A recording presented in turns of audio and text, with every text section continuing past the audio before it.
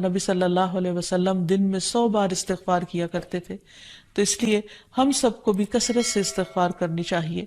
استغفار بیماریوں کا علاج بھی ہے اور اللہ کے عذاب سے بچانے والا بھی، اللہ سبحانہ وتعالیٰ کی رحمت پانے کا ذریعہ ہے، اور پھر بارش کے نزول کا ذریعہ بھی ہے، زراعت میں برکت کا ذریعہ، کبیرہ اور صغیرہ گناہوں سے معافی کا ذریعہ، اچھا اعمال نامہ پانے کا ذریعہ، یعنی قیامت کے دن انسان کو جن کی بخشش ہوگی ان کو خوشخبری دی جائے گی اور ان کا نامہ اعمال جو ہے وہ بہترین نامہ اعمال ہوگا۔ پھر جنت میں درجات کی بلندی استغفار کی وجہ سے ہوگی۔ تو اس لیے ضروری ہے کہ ہم اٹھتے بیٹھتے اپنے گناہوں کی معافی مانگتے رہیں، اور استغفار کے لیے انسان اپنی زبان میں بھی اللہ تعالیٰ سے بخشش مانگ سکتا ہے، لیکن بہتر یہ ہے کہ اگر انسان قرآنی دعاؤں اور مسنون دعاؤں کا سہارا لے اور ان کو سیکھ بھی لے، کیونکہ یہ ہم سب کی ضرورت ہے۔ سورۃ نوح میں اللہ سبحانہ و تعالیٰ فرماتے ہیں، حضرت نوح علیہ السلام نے اپنی قوم کو استغفار کرنے کو کہا، اور کیا کہا؟ فَقُلْتُ اسْتَغْفِرُوا رَبَّكُمْ، میں نے اپنی قوم سے کہا کہ اپنے رب سے استغفار کرو، اپنے رب سے معافی مانگو۔ تو نتیجہ کیا ہوگا؟ اِنَّهُ كَانَ غَفَّارًا، بے شک وہ بہت زیادہ معاف کرنے والا ہے۔ يُرْسِلِ السَّمَاءَ عَلَيْكُمْ مِدْرَارًا، تم پر آسمان سے خوب بارشیں برسائے گا، آسمان کو تم پر برسنے والا بنا دے گا۔ وَيُمْدِدْكُمْ بِأَمْوَالٍ وَبَنِينَ، تمہیں مال اور بیٹوں سے مدد دے گا۔ وَيَجْعَلْ لَكُمْ جَنَّاتٍ، تمہارے لیے باغات بنائے گا۔ وَيَجْعَلْ لَكُمْ أَنْهَارًا، اور تمہارے لیے نہریں جاری کر دے گا۔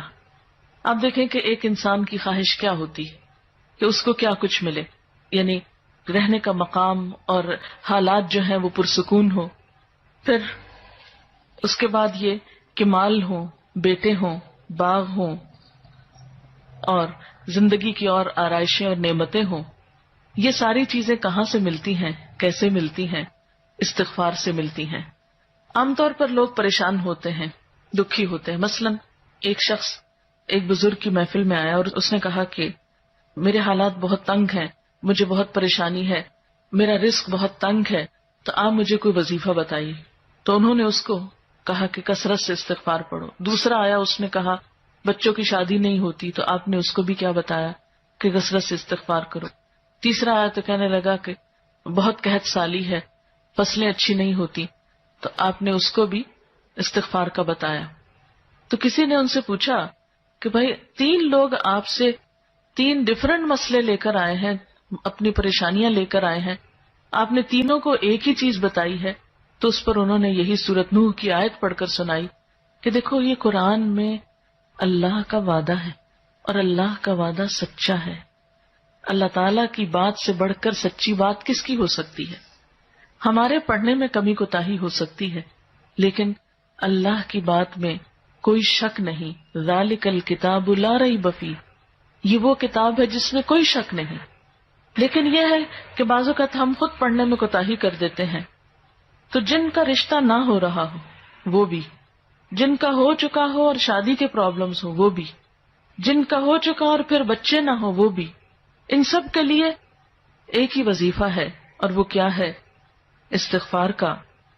پھر اسی طرح ایک اور جگہ پر ایک اور پیغمبر نے اپنے لوگوں سے کہا وَاسْتَغْفِرُوا رَبَّكُمْ ثُمَّ تُوبُوا إِلَيْهِ إِنَّ رَبِّي رَحِيمٌ وَدُودٌ، اپنے رب سے معافی مانگو اور اس کی طرف پلٹ آؤ، بے شک میرا رب رحیم ہے اور اپنی مخلوق سے بہت محبت رکھتا ہے۔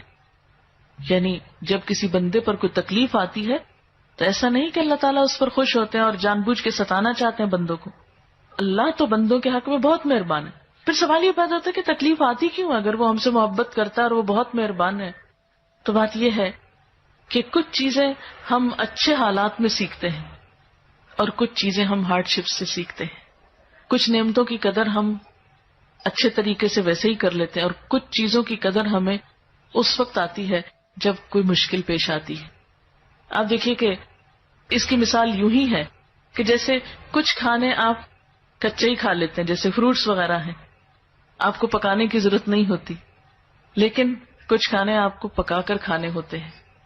اسی طرح زندگی میں کچھ حالات ایسے ہوتے ہیں کہ جن میں آپ آرام سے سیکھ جاتے ہیں، یا کچھ باتیں آپ کو بغیر کسی مشکل کے سمجھ میں آ جاتی ہیں، لیکن کچھ باتیں آپ کو مشکل آنے پر سمجھ آتی ہیں.